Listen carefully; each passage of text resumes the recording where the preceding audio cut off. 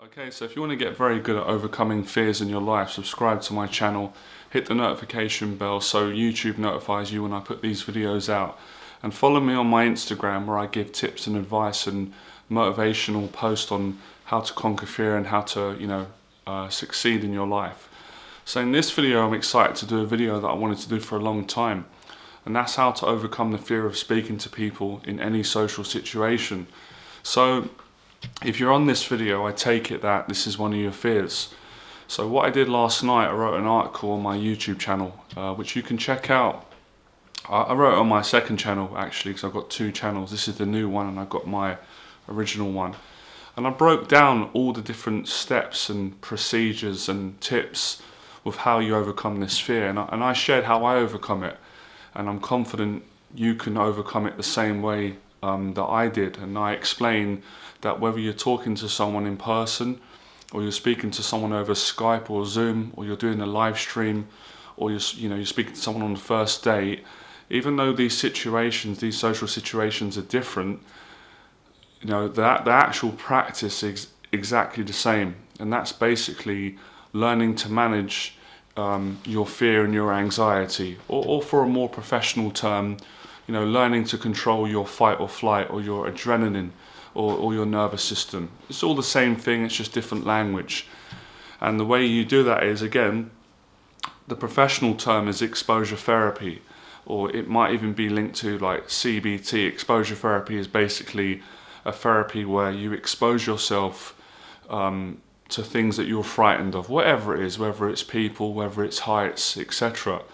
And that is scientifically fundamentally the truth of how you do this. But I'm going to take you through my exact process and share it with you, and you can see if it works for you.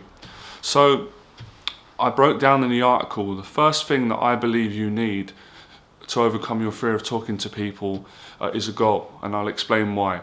If you don't set a specific goal or some kind of goal, it's going to be so hard to motivate yourself to face your fears to speak to people, because the fear itself is so overpowering at times, and usually at the start it's going to talk you out of doing it, and because it doesn't feel pleasant and it feels frightening and it feels uncomfortable, and it can be emotionally distressful, it can be even painful. It's a multitude of many different challenging things to a person. So if you haven't got a goal, it won't be enough to carry you and push you through all those psychological and emotional challenges and fears and emotions. So let me give you an example of the goal that I set. I'm not saying you should have the same goal. Of course, you should have your own goal, but it will explain how you can apply this teaching. So many years ago, I set a goal to get a girlfriend. I really wanted a relationship. I was struggling with that. And I also set a goal to get a job. So those two goals over 10 years ago, they helped me to face my social anxiety, my social fears, and it helped me to get over them. Moving forward 10 years, because it's an ongoing process, I wanted to conquer more fears and inspire more people, so I thought I need a goal. So I set a goal to create a new podcast show, which would be on a new YouTube channel, which I did, and I've set a goal to interview at least 100 people. Now I've interviewed 4 people so far, so I already feel way better than when I first started the show. And what the goal did was, it gave me a purpose, it gave me a reason as to why am I going to come outside my comfort zone and get uncomfortable and open up and talk to new people and be able to make videos like this one that inspire many people. And the goal really gave me a drive, gave me a purpose. So that's the reason and the psychology behind why I feel, and it could be a small goal, it doesn't need to be to create a podcast show. Your goal could just be, for example, if you said I've got a goal to get better at holding eye contact with people when I speak to them.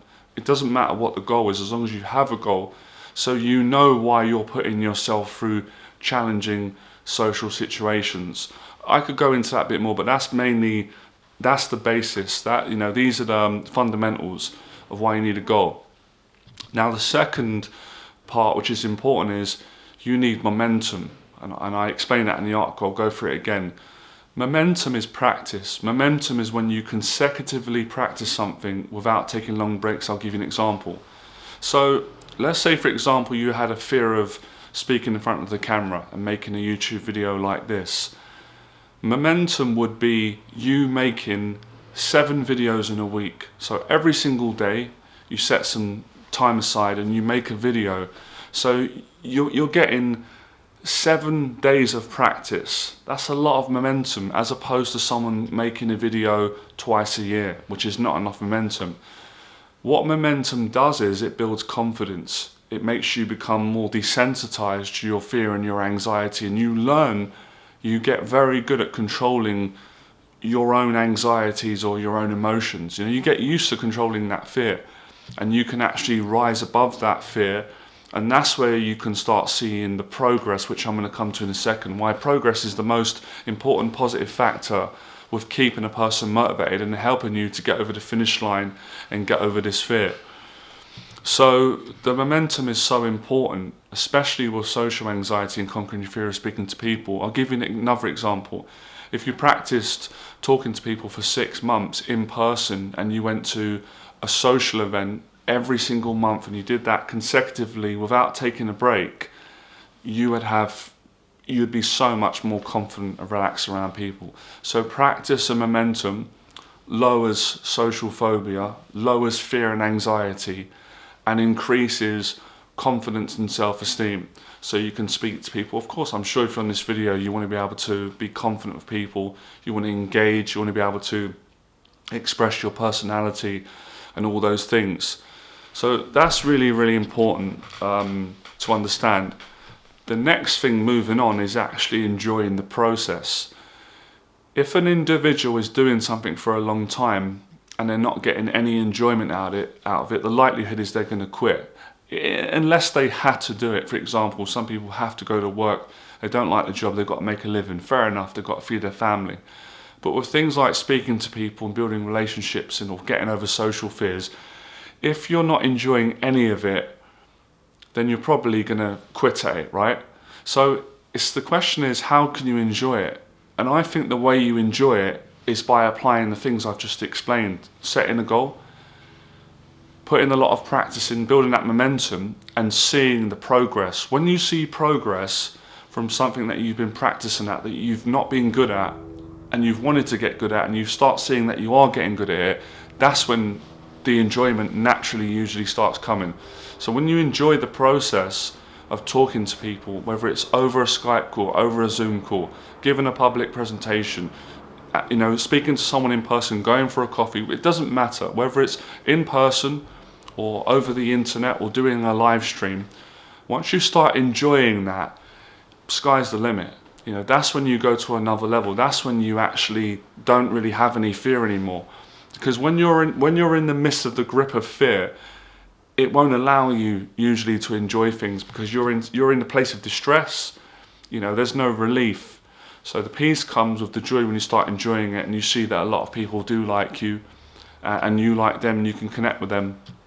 Next tip is social skills, and all these things connect. So when you develop very good social skills, you'll be better in social situations. People will respond better to you, and then you'll have less anxiety, because most of anxiety, if you think about it, unconsciously it comes from thinking that you're not good socially, that you're not good enough for whatever reason, even though it's not true, or you don't feel comfortable, or you start stuttering, or you run out of things to say, or you don't know what to talk about. All these feelings of low self-esteem, they all kind of fit into that umbrella of you don't believe you've got good social skills. So when you develop good social skills and you see the positive results of those social skills, less anxiety or no anxiety and a lot of confidence. And I'm going to explain the way in which you develop social skills by practicing and by becoming aware of what is good social skills. I can explain now. Good social skills is quite simple.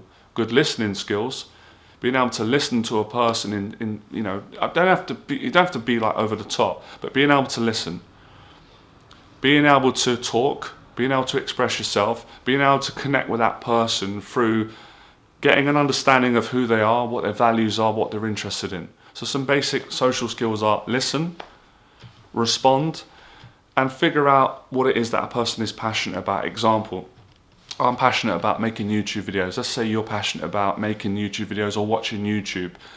I found a topic that I could talk to you about that I know that you're going to want to talk to me about, or if you're interested in sports. So these are basic social skills, but you can't undervalue, how powerful they are. That's really, really powerful, and more social skills will be added to you as you practice and practice more. Another great social skill is having a positive attitude towards social situations and people. People love positive energy. So when you can be positive, when you're talking to people, whether it's over Skype, Zoom, or a YouTube video or a live stream, that's going to give you a better result. The more positive social experiences you have, the more confidence and self-esteem, and the less fear and anxiety.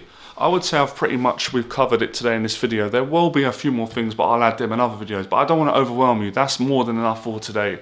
And if you practice those things in any social situation, like I said, it doesn't have to be specific. So if you wanted to get confident at doing Zoom calls, do that for 6 weeks, 6 months. Watch how you change. If it's in person, practice in person. If it's a live stream, if it's in the gym, it doesn't matter what social situation. As long as you apply all the things I've said in this video today, you're going to overcome your fear of talking to people. You're going to be a lot more confident, and you're going to be able to control fear and anxiety. So I hope you enjoyed this video. I loved making it.